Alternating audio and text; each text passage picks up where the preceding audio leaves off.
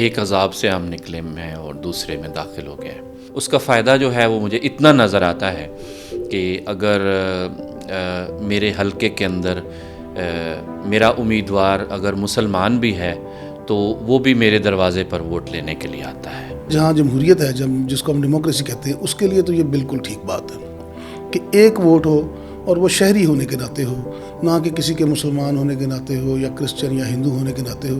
तो इस हवाले से तो जॉइंट इलेक्टोरेट जमहूरियत पसंद लोगों के लिए एक बहुत बड़ी फतह थी कि वोट जो है, फ्रेंचाइज जो है, वो शहरियत की बुनियाद पर है। ये जो नया अज़ाब है मुतनासिब नुमाइंदगी की बुनियाद पर, इसने कई नए इश्यूज़ जो हैं वो अक़लियतों के लिए खड़े किए हैं। मसलन मैं बहुत कैटेगोरिकली ये कहता हूँ कि ये अक़लियतों के सियासी हकूक़ की एक नस्ल कुशी के बराबर है, क्योंकि जो अक़लियत का नौजवान है वो तो यही समझता है ना कि जिसके पास सिफारिश होगी किसी सियासी जमात की, या जिसके पास सियासी जमात को फ़ंड के नाम पर रिश्वत देने के लिए पैसे होंगे, या जिसकी कोई अलैक सलैक होगी किसी सियासी जमात के सरकर्दा लोगों के साथ, वही जो है वो कौमी असम्बली, सूबाई असम्बली या सेनेट में जा सकता है। पॉलिटिकल पार्टीज इसमें दो तरह से जुर्मदार हैं, दो तरह से जिम्मेदार हैं। एक ये कि उन्होंने एजुकेट नहीं किया और जगह नहीं दी माइनॉरिटीज़ को।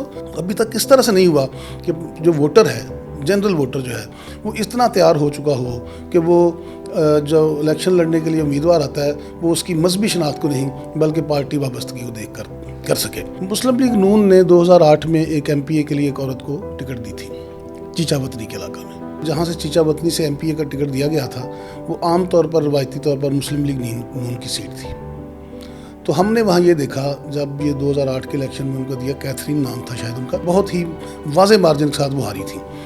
तो मुझे लगता ये है कि वोटर ने एक खातून को सबसे पहले और फिर एक दूसरे मज़हब की खातून को एक्सेप्ट की उम्मीदवार को, दूसरे मज़हब की उम्मीदवार को एक्सेप्ट नहीं किया।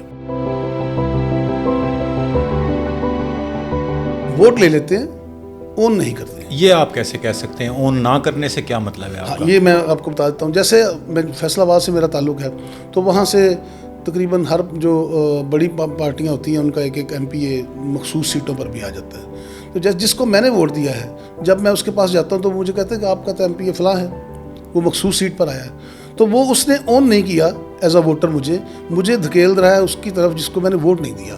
तो जिसको मैंने वोट दिया, मेरा MPA या मेरा MN तो वो है, उसी ने मेरे मसाइल हल करने हैं। जो मुझसे वोट लेगा उसको अगले इलेक्शन में मुझे कुछ ना कुछ जवाब देना पड़ेगा, अपनी कोई परफॉर्मेंस दिखानी पड़ेगी। अक़लियत की रिज़र्व सीट के ऊपर जो लोग इलेक्ट होकर नहीं, सिलेक्ट होकर आते हैं, उनको इस बात की क्या ज़रूरत है? वो तो कहीं जवाब दे नहीं है वोटर के सामने, वो बैठे अक़लियत के वोटर के नाम पर हैं, लेकिन असल में वो अक़लियत के नुमाइंदे नहीं हैं, वो तो अपनी सियासी जमात या सियासी अशराफिया के नुमाइंदे हैं।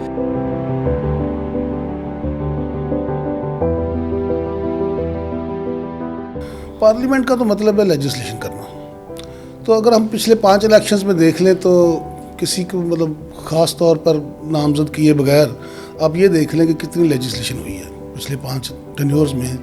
अक़लियतों के हवाले से होने वाली जो लेजिस्लेशन है वो ज़ीरो के बराबर है। तो इसका मतलब ये है कि बुनियादी तौर पर तो उन्होंने अपनी बुनियादी जिम्मेदारी तो पूरी नहीं की। रियासत पाकिस्तान ने कहा है कि वो मुझे नुमाइंदगी देगी मेरे मज़हब की बुनियाद पर, कुछ सीटें जो हैं वो मखसूस कर दी गई हैं, लेकिन साथ मुझे ये कहा गया है कि तुम्हें ये फ़ैसला करने का हक़ नहीं है कि तेरा नुमाइंदा कौन होगा, वो फ़ैसला कोई और करता है।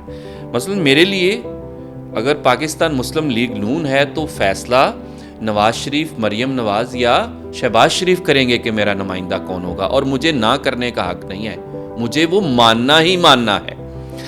अगर पीपल्स पार्टी है तो फ़ैसला जरदारी साहब करेंगे या बिलावल भुट्टो करेंगे कि अक़लियत का नुमाइंदा कौन होगा। इसी तरह से बाकी सियासी पार्टियां हैं। मुझे इस बात का डर है, जैसे आप देखते हैं कि एक शिद्दत पसंद तंजीम है जिस पर यह इल्ज़ाम है कि पंजाब में ख़ास तौर पर जो अक़लियतों के ख़िलाफ़ तशद्दुद के वाक़यात हो रहे हैं उसमें वो तंजीम मुलव्वस है, और इसके बड़े ठोस शवाहद जो हैं वो इंतज़ामिया और हुकूमत के पास भी हैं। अगर कल को वो इतने वोट लेकर आ जाती है कि उसको भी कोई अक़लियत की सीट मिल जाती है, इसका मतलब यह है कि उस शिद्दत पसंद तंजीम का सरबराह ये फैसला करेगा कि मेरा जो है वो नुमाइंदा कौन होगा।